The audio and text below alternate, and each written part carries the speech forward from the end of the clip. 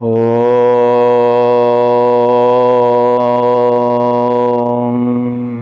संन्यास आश्रम पंचम समुल्लास सत्यार्थ प्रकाश स्वामी दयानंद सरस्वती जी द्वारा यह ग्रंथ रचा गया है।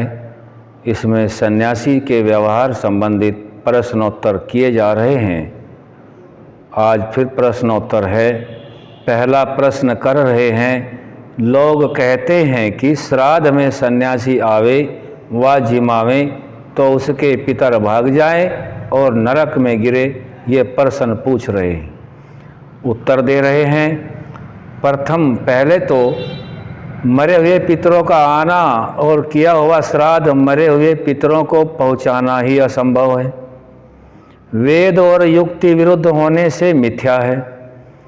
और जब आते ही नहीं तो भाग कौन जाएगा? जब अपने पाप पुण्य के अनुसार ईश्वर की व्यवस्था से मरण के पश्चात जीव जन्म लेते हैं तो उनका आना कैसे हो सकता है? इसलिए यह बात भी पेटार्थी पुराणी और वैरागियों की मिथ्या कल्पी हुई है।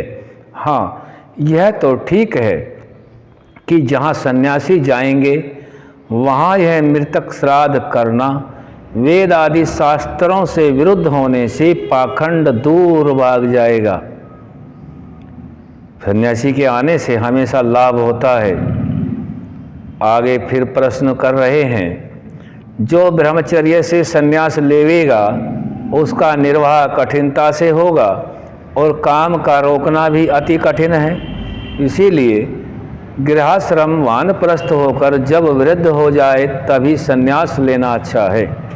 इसको उत्तर से समझा रहे हैं, जो निर्वाह न कर सके, इंद्रियों को न रोक सके, वह ब्रह्मचर्य से सन्यास न लेवे।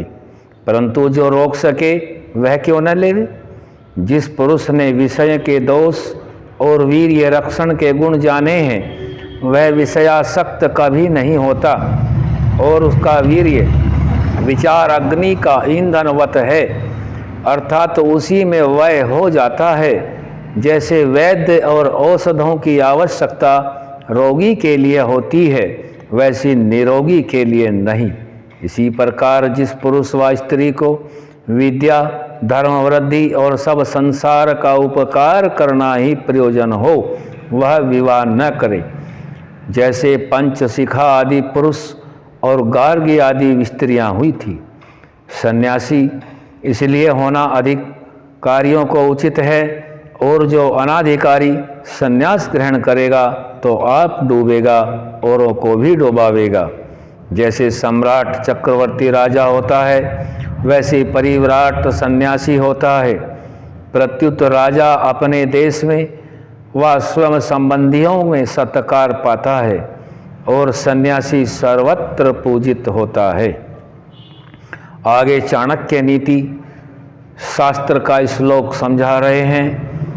विद्वत्वं च नरपत्वं च नैव तुल्यं कदाचन स्वदेशे पूज्यते राजा विद्वान सर्वत्र पूज्यते।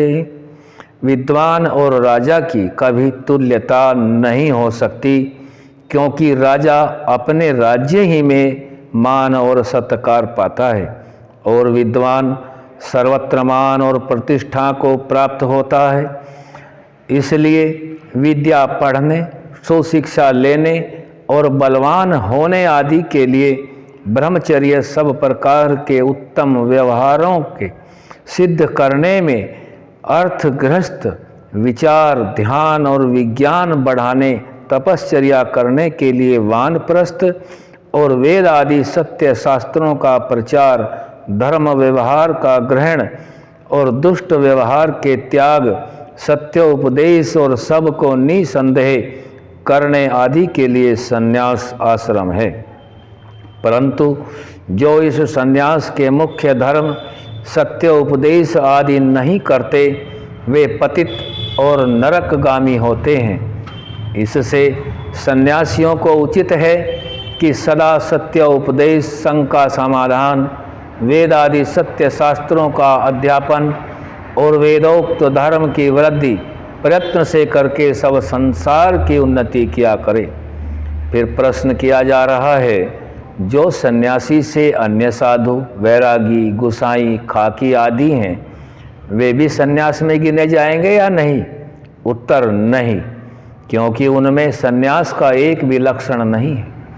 वे वेद विरुद्ध मार्ग में प्रवृत्त होकर वेद से अधिक अपने संप्रदाय के आचार्यों के वचन मानते और अपने ही मत की प्रशंसा करते मिथ्या प्रपंच में फंसकर अपने स्वार्थ के लिए दूसरों को अपने अपने मत में फंसाते हैं। सुधार करना तो दूर रहा, उसके बदले में संसार को बहकाकर अधोगति को प्राप्त कराते और अपना प्रयोजन सिद्ध करते हैं।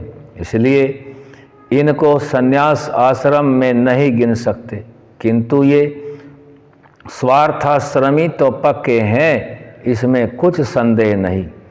जो स्वयं धर्म में चलकर सब संसार को चलाते हैं, जो आप और सब संसार को इस लोक अर्थात वर्तमान जन्म में, परलोक अर्थात दूसरे जन्म में स्वर्ग अर्थात सुख का भोग कराते हैं, वे ही धर्मात्मा, सन्यासी और महात्मा हैं।